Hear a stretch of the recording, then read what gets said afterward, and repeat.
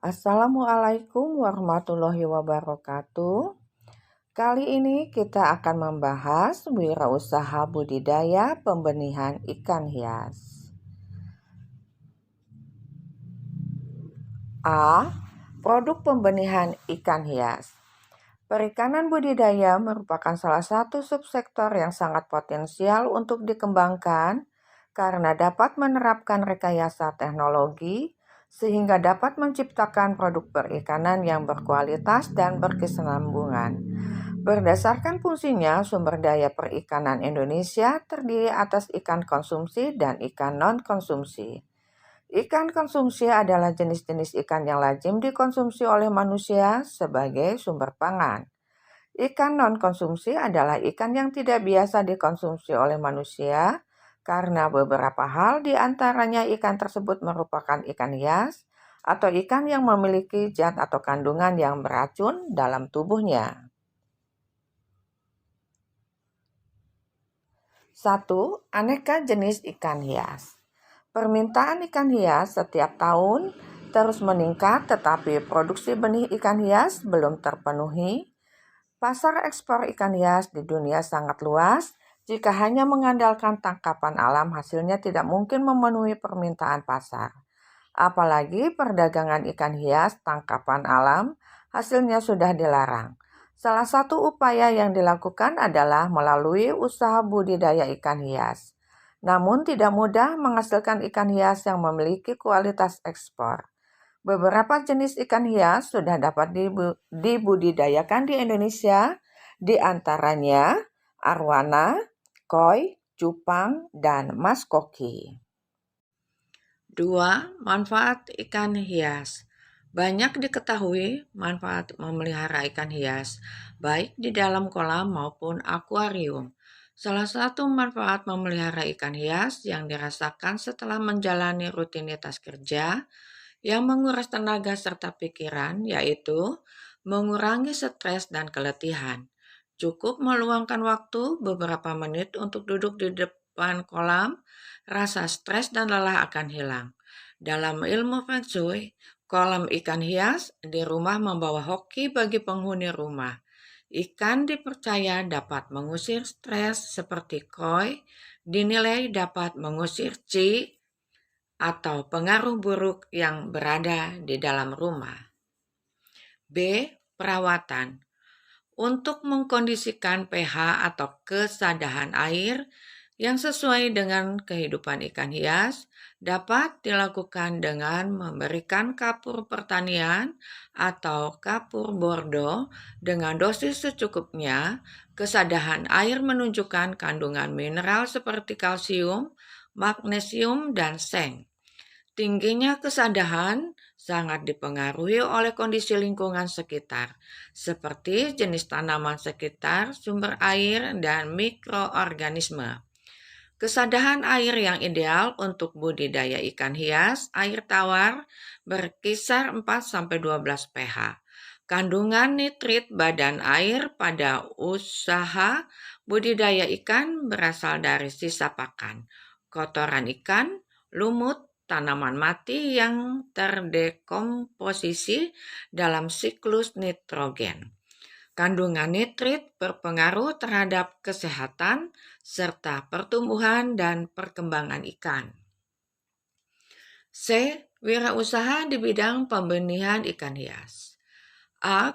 Komoditi yang akan diusahakan. Pemilihan komoditi yang akan diusahakan dapat mempertimbangkan hal-hal sebagai berikut. 1. Membanjirnya permintaan masyarakat terhadap jenis hasil usaha tertentu, baik berupa barang ataupun jasa. 2. Teridentifikasinya kebutuhan tersembunyi masyarakat akan barang atau jasa tertentu. 3. Kurangnya saingan dalam bidang usaha yang kita kerjakan. 4. Adanya kemampuan yang meyakinkan untuk bersaing usaha dengan orang lain dalam mengembangkan suatu bidang usaha yang sama. B. Konsumen yang dituju. Prospek konsumen ini didasarkan atas bentuk usaha dan jenis usahanya. Jika jenis usaha yang dijalankan berbentuk industri, tentu jangkauan konsumen yang dituju lebih jauh dibandingkan dengan usaha bentuk pertokoan. C. Pasar yang akan dimasuki. Sebuah perusahaan yang akan memasuki pasar akan menempatkan perusahaannya sebagai pemimpin pasar, penantang pasar, pengikut pasar, atau perelung pasar. Penguasaan pasar dalam arti menyebarkan hasil produksi merupakan faktor menentukan dalam pengembangan usaha. Agar pasar dapat dikuasai, maka kualitas dan harga barang harus sesuai dengan selera konsumen dan daya beli atau kemampuan konsumen. D. Partner yang akan diajak kerjasama. Partnership adalah suatu asosiasi atau persekutuan dua orang atau lebih untuk menjalankan suatu usaha, mencari keuntungan, walaupun persekutuan ini banyak dilakukan dalam bidang usaha yang mencari laba. Tetapi ada juga persekutuan yang dibentuk tidak untuk mencari laba. Bentuk partnership dapat mengatasi beberapa kelemahan yang terdapat pada bentuk usaha perseorangan. Personil yang dipercaya. Pilihlah seseorang untuk menjalankan perusahaan karena kejujurannya. Jumlah modal yang diharapkan dan yang tersedia. Pada umumnya, seseorang yang akan mendirikan usaha memiliki jumlah modal yang sangat minim. Modal utama adalah semangat dan kejujuran. Jika modal yang dimiliki pengusaha awal sangat kecil, dapat dilakukan kerjasama dengan partner, di mana masing-masing menyetorkan modalnya. Semua sumber dan kemampuan pengumpulan modal ini harus ditulis. Modal awal ini harus tetap dicari sampai memenuhi untuk membuka usaha. G. Peralatan perusahaan yang perlu disediakan. Peralatan yang perlu disediakan adalah sesuai kepentingan usaha. Peralatan usaha pertokoan akan berbeda dengan usaha kerajinan dan industri. Untuk pertama kali membuka usaha, pikirkan peralatan yang sangat diperlukan. Peralatan yang tidak begitu diperlukan, penggunaannya sebaiknya tidak dibeli terlebih dahulu, sebab akan mengganggu uang kas. Ada dua hal yang dipertimbangkan dalam menyediakan peralatan, yaitu ekonomis dan prestis. H. Penyebaran promosi. Sebagai suatu usaha baru, tentu belum dikenal oleh masyarakat. Oleh sebab itu, harus direncanakan apakah usaha ini perlu diperkenalkan atau dipromosikan atau tidak.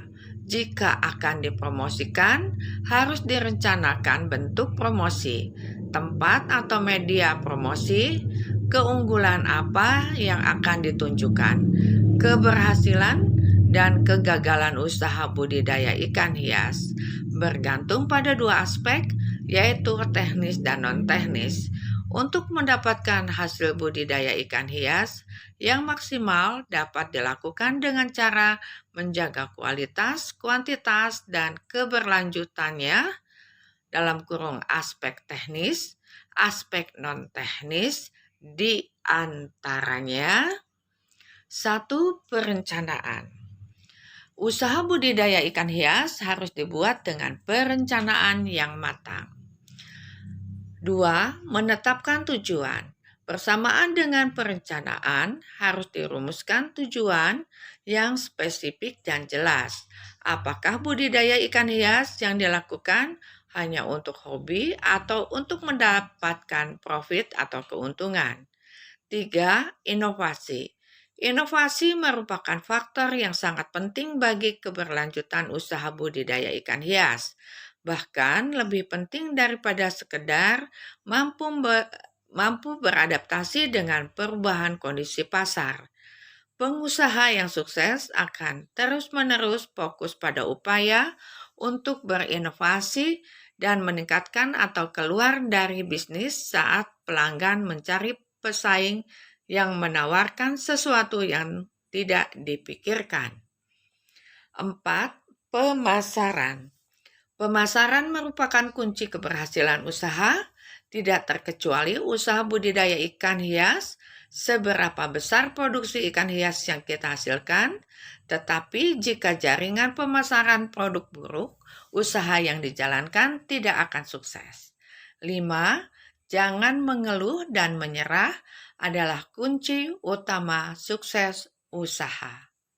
Demikianlah pembahasan kita kali ini. Semoga bermanfaat bagi kita semua. Salam sehat, tetap semangat. Waalaikumsalam warahmatullahi wabarakatuh.